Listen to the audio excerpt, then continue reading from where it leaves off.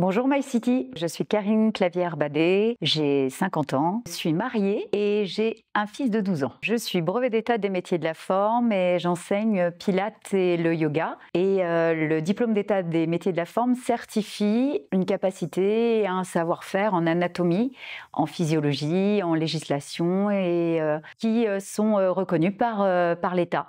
Et ce qui n'est pas toujours le cas chez les professeurs de yoga qui n'ont pas besoin de diplôme pour exercer et chez les professeurs de pilates qui font souvent des formations qui durent, quelques week-ends ou quelques semaines seulement. Donc c'est important pour le public d'avoir quelqu'un qui soit capable de les corriger correctement parce qu'on connaît l'anatomie, on connaît la physiologie du corps et on connaît bien les atouts de la physiologie du sport. Alors le Pilate, c'est une technique qui a été développée par Joseph Pilate. Ce que ça nous apporte en fait, c'est que c'est une gymnastique corrective posturale.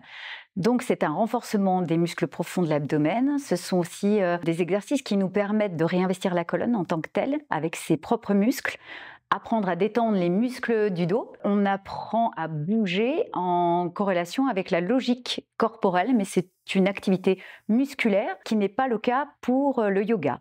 Le yoga, c'est un art, c'est un travail en profondeur, c'est une connaissance de soi, une conscience de soi. Donc certes, on sait qu'on travaille pareil, la respiration, des postures, mais on ne les investit pas normalement avec les muscles.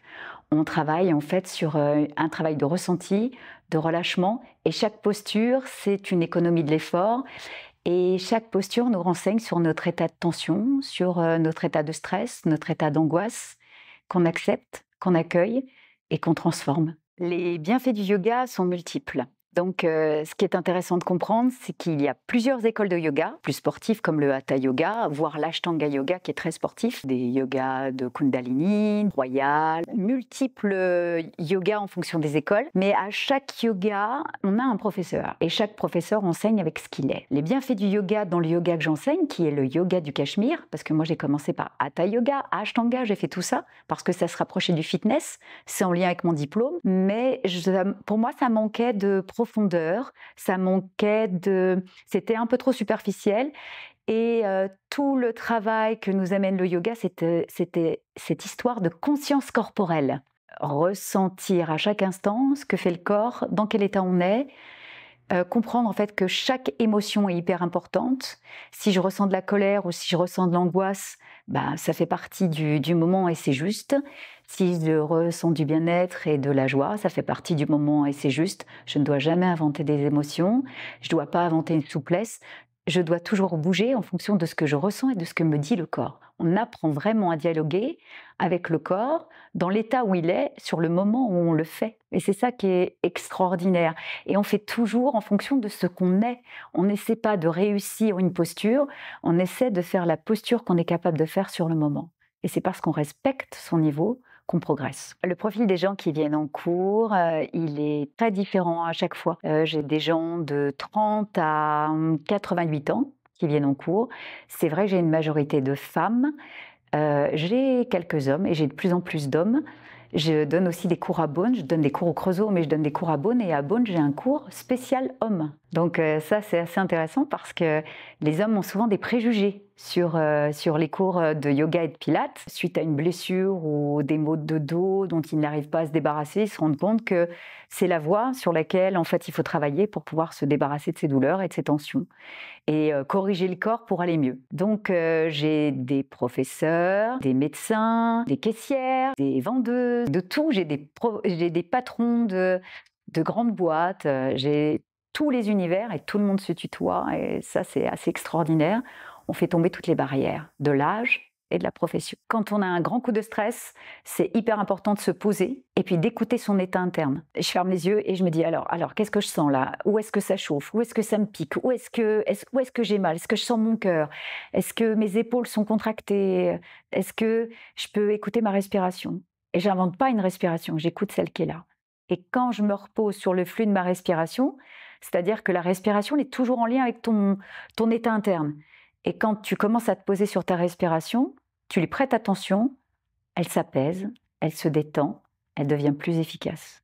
Et toi, tu prends du recul parce que juste le fait de t'être focalisé sur ton état interne, tu as décrocher du stimuli qui te stressait. Donc, tu as déjà pris du recul. Quand on a besoin de se détendre et qu'on veut faire un petit peu de méditation, ce qui est difficile, c'est les pensées qui s'agitent.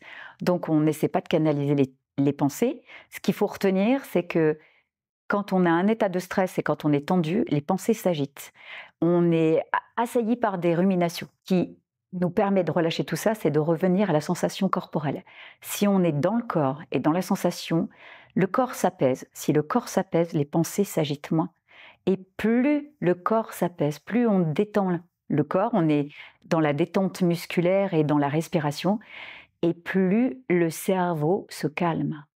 Pour calmer le cerveau, il faut calmer le corps et revenir au corps. Quand on est quelqu'un qui a l'habitude de faire de la méditation, quand on sent que les pensées reviennent au galop, c'est que quelque chose s'est retendu à l'intérieur du corps. On ne s'énerve pas, on constate, on revient au corps, puis on localise l'attention. Et on respire. Et ça s'apaise. Mais on ne peut pas non plus empêcher le corps de penser, la tête de penser. Mais plus on le fait, et plus les espaces où la tête est vide sont longs. Et c'est ça qui commence à être intéressant. Mon mari me qualifie de chiant-lit. Jean-Louis, mon mari, est professeur d'arts martiaux. Il pratique le Todé, donc c'est la main de Chine. Il pratique Akoryu Jujitsu, dont il a été formé à Omiya au Japon. Et puis, il est aussi pratiquant de Qigong. Et sa pratique, il l'a fait évoluer tous les jours. Ce qu'il faisait il y a 20 ans n'a rien à voir avec ce qu'il faisait il y a 10 ans, et n'a plus rien à voir avec ce qu'il faisait il y a 5 ans, et n'a plus rien à voir avec ce qu'il fait depuis 5 jours. Ça progresse, ça évolue tout le temps, tout le temps, tout le temps. Ce qui fait que c'est un homme qui a 76 ans et qui reste un éternel gamin physiquement et mentalement. L'idée reçue du yoga, c'est que le yoga, c'est déjà pour les filles belles en juste au corps, magnifiques, qui font des Aum, sans comprendre en fait à quoi sert le Aum, parce que c'est un système vibratoire. Et si on veut progresser en Aum, il vaut mieux faire du chant que d'aller dans certains clubs de yoga. Et on fait des postures incroyables et extraordinaires, et il faut être hyper balèze pour tenir les postures, parce que ça se rapproche du monde du cirque.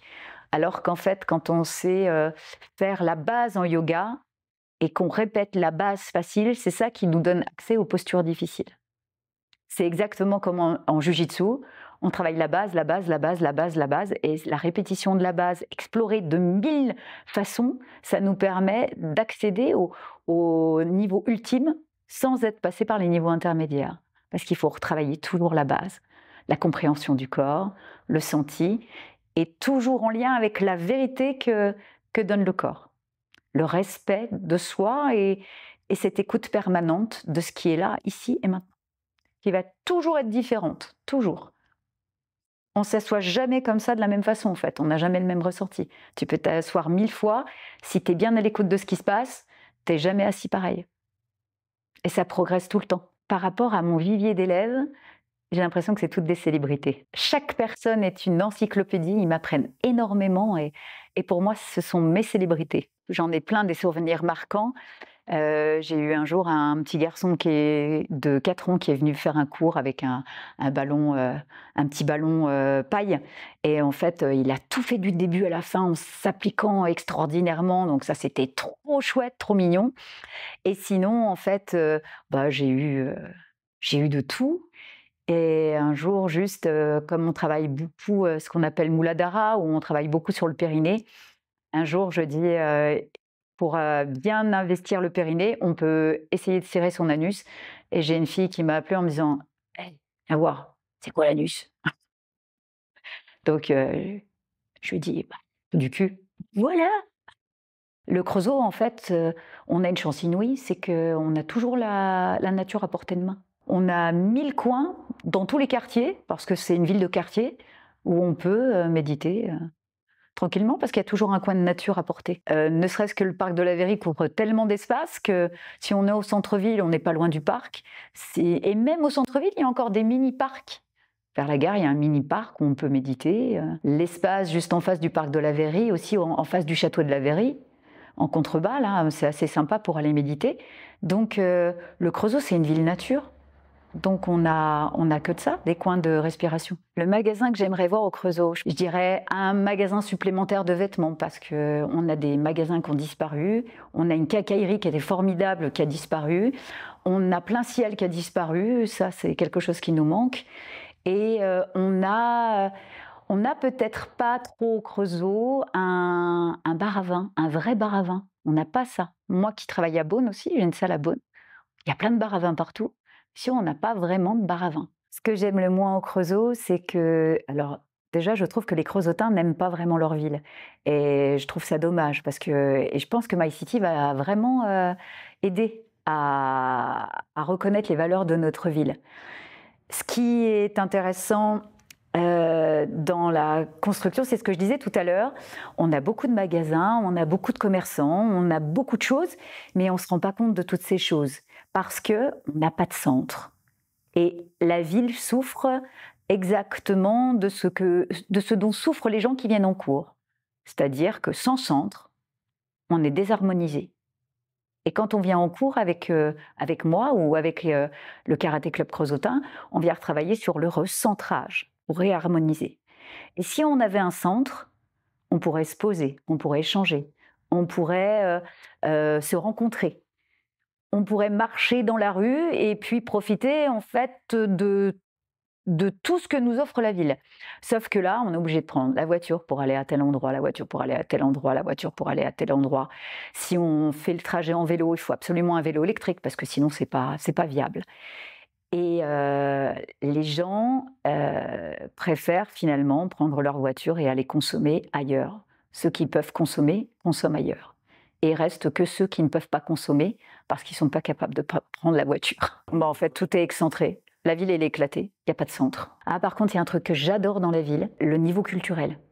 Mais on a un bol entre l'école du spectateur, justement, l'alto, l'arc, on ne se rend même pas compte, mais l'arc, on a un niveau de spectacle qui est génial. On a Torcy, on a le C2. Tout autour, au niveau de la communauté urbaine, on a plein d'artistes. On a les Tuileries, on a la Maison Pérusson. Ce qui est extra, c'est qu'ici, c'est accessible à tous. Et justement, la volonté, c'est que ça soit accessible à tous. Et c'est ça que j'aime vraiment. Est-ce que tu es déjà allé voir un spectacle de l'école du spectateur? Et puis si oui, est-ce que tu as apprécié? Je suis allée voir plein de spectacles. J'ai plein d'amis qui font partie de l'école du spectateur et je trouve que c'est assez génial. Ce que j'aime dans l'école du spectateur, c'est que tous les enfants ont une place de héros et une place de figurant. Et ça tourne et je trouve que c'est ça qui est génial. L'investissement, il est gigantesque de la part de tous les protagonistes. Et le groupe d'adultes aussi qui fait les chœurs, je trouve ça assez génial. La notion de décor, donc moi je trouve que c'est un boulot de dingue. Et je voulais que mon fils fasse partie de l'école du spectateur. Après, mon fils s'est orienté au conservatoire sur le piano et en fait, il a de la chance de faire du piano depuis 5 ans. Et c'est vrai qu'au niveau de son emploi du temps, c'est un peu raide maintenant. Mais c'est ce qu'il aurait aimé faire. Salut Karine, j'ai une question à te poser. D'après toi, pourquoi il y a plus de femmes que d'hommes dans le monde du yoga? Pourquoi y a-t-il plus de femmes dans les cours de pilates et de yoga que d'hommes? Parce que, comme le fitness, on a des préjugés sur ce genre de cours. Les garçons ont déjà du mal à pousser la porte des cours collectifs parce que c'est soi-disant réservé aux cours de femmes. Et j'ai eu un monsieur, ça m'avait vraiment fait rire, qui était venu en cours de pilates pour des problèmes de dos. Et c'était sa kiné qui lui avait conseillé de venir en pilates vers moi. Et quand il retournait au boulot, les gens lui disaient « Ah ouais, tu vas dans des cours de femmes, toi ?» Et il était obligé de leur expliquer à quel point ça leur faisait du bien. Et puis un jour, il m'a expliqué que ça commençait à rentrer dans les mœurs, les gars avaient compris que... Et tout le monde regardait la Casa del Papel. Et dans la Casa del Papel, à un moment... on a l'armoire à glace qui chope le directeur de la banque et qui lui dit qu'il est homosexuel et qu'il est intéressé par le directeur de la banque. Et le directeur lui répond « Mais j'ai rien contre les homosexuels, d'ailleurs, mon beau-frère fait du pilate. » Et à Beaune, j'ai plus de garçons dans les cours de pilates, dans mes cours, parce que j'ai créé une section spéciale hommes. Et comme ça, les hommes viennent en cours entre eux, et puis finalement, ils se rendent compte qu'ils apprennent énormément de choses et que voilà. Et les barrières tombent et ils viennent au cours mixte. Et ils adorent ça.